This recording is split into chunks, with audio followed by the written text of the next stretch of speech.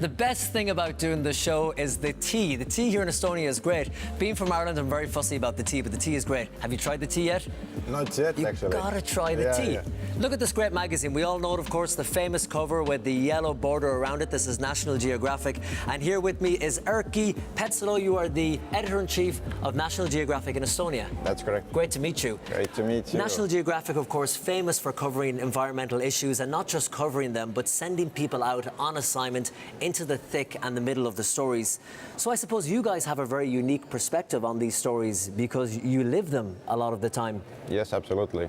And if you look at the same issue that you just showed, the June issue, it's digging very into it, I mean the plastic. And if we can somehow think about the wide kind of measurement of the problem itself, like how big it is, then you can somehow dig into it from the magazine. So how big is the problem from your perspective? From the years and years of reporting, you've seen it change, you've seen it morph. How is it changing? How is it developing? Interesting is that the problem somehow becomes bigger.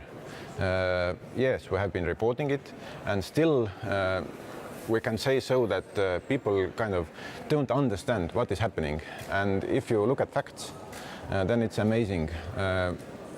About 8 million tons of plastic waste are somehow becoming to the ocean every year.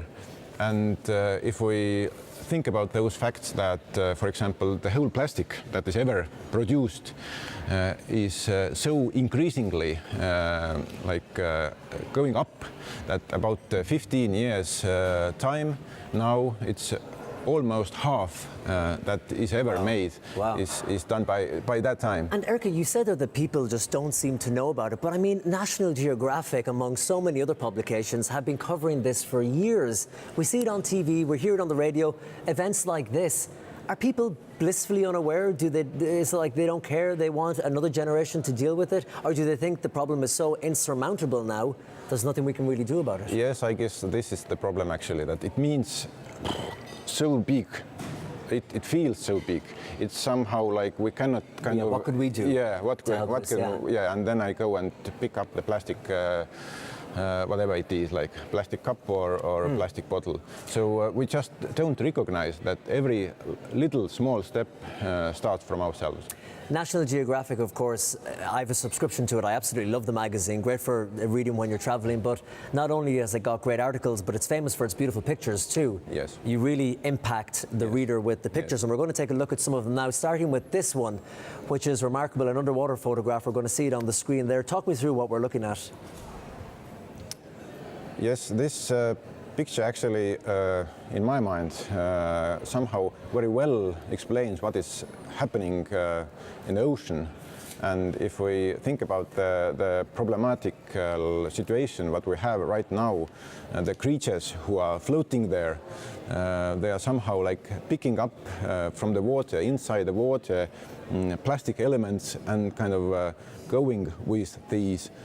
And if we look out the window and see the beautiful sea and it looks like everything is normal, but it's not. We cannot see the problem inside it. What's happening under the surface? Yeah. Because often if we look and we don't see plastic and bottles bobbing on the surface, we think, oh, it looks beautiful and clean. Whereas under the surface, as your lovely photograph here shows. Yes. And this is near Sumbawa Island in Indonesia. Okay. And it shows that this seahorse that is riding plastic cotton swab, it's just something that couldn't be real, but it is. But it is real. Yeah. And we're going to move on to our next photograph here. Of course, that's one that doesn't need too much explaining. Yes, it's from the Cibeles Fountain in central Madrid, and it's just part of the art project that one group of people presented last year just because they wanted to raise people's awareness. So this was done on purpose, we just want to point out. This one, yeah, exactly. To raise awareness, okay. But this is illustrative of what's happening in so many parts of the world. It's not like a fantasy illustration. This next one here. Yes, if we look at this picture, what is happening in Bangladesh.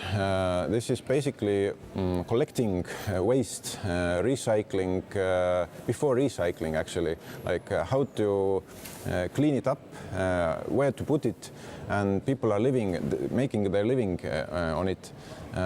It shows how big the problem is, because there are about 120,000 people who are every day kind of collecting waste and selecting it and selling them to waste dealers. And isn't it interesting that, you know, we say, okay, we have to clean this, we have to change that, and many people would say, well, that's all well and good, but you have to think of the people who rely on this for their livelihood and for food. So it's a complicated issue, isn't it? Absolutely. And when we think about the fact itself that recyclable plastic waste is about 18% average per year around the world. Like all the other waste goes somewhere, then where it goes. It's multifaceted. Let's talk quickly about this image here on the screen again. Yes, people are earning their everyday money. They doing their job inside the garbage kind of brush. So how to solve the problem that people are basically living in garbage, inside of the whole thing. At the same time, they are earning money. They're earning money, yeah. And we'll move on to the next one here again. It's kind of more of the same, isn't it? Yes, it is. And if we think about the reuse of the plastic, then I think the question is still like, do we do it every day by ourselves, or this is somebody should it do? And how to explain the situation for the general public if here in Philippines the plastic waste collection point where people are like bringing it and then the collector comes and then buys it. Of course, it's good that it goes to the recycling. Yeah. But from the other hand, at the day by day, we're producing it more and more. More and more, of course. So it has to stop somewhere. Now look at this image here. This is crazy. Where is this from, or what can you tell me about this? This is a stork who is living, like the picture is taken in a landfill in Spain. Okay. Most probably it would be killed already by the plastic, but the photographer actually rescued the stork itself. After the bird, okay, I see. So, and there is a point that many plastic bags or other waste can kill animals several times, because if you like taking this stork out of the plastic, but the plastic itself flies away, then we'll hit another bird and the problem continues again. This is more of the same marine life being caught up in fishing nets. Absolutely. And we'll wait for the other one to load here as well. And there is a crab who is basically in a cup. Yeah. I mean, you see these images on Facebook and social media cropping up again and again and again, because it's becoming more frequent, isn't it? Yes, it is. And I think the most important part of it is that how we recognize the problem, like where is our starting point? What should we do? And I think here is the solution. The zero waste definitely is one of those solutions. And we're going to be talking to a minimalist in just a second, and we can see a container holding waste. Yes. Is that from a year of living from someone? 2 years. 2 years, Yeah. okay. And not a lot of stuff in there for 2 years. Yeah. And this is that yours? No, unfortunately not, yes. But this is from Vallejo, California. And the person who is living the zero waste lifestyle and whose waste it is, it shows very clearly that it is possible, but we just don't live it. We don't recognize, we don't even know it, that a little part of plastic or a little part of waste cannot be recycled or composted, but still it is possible to do it with something with it.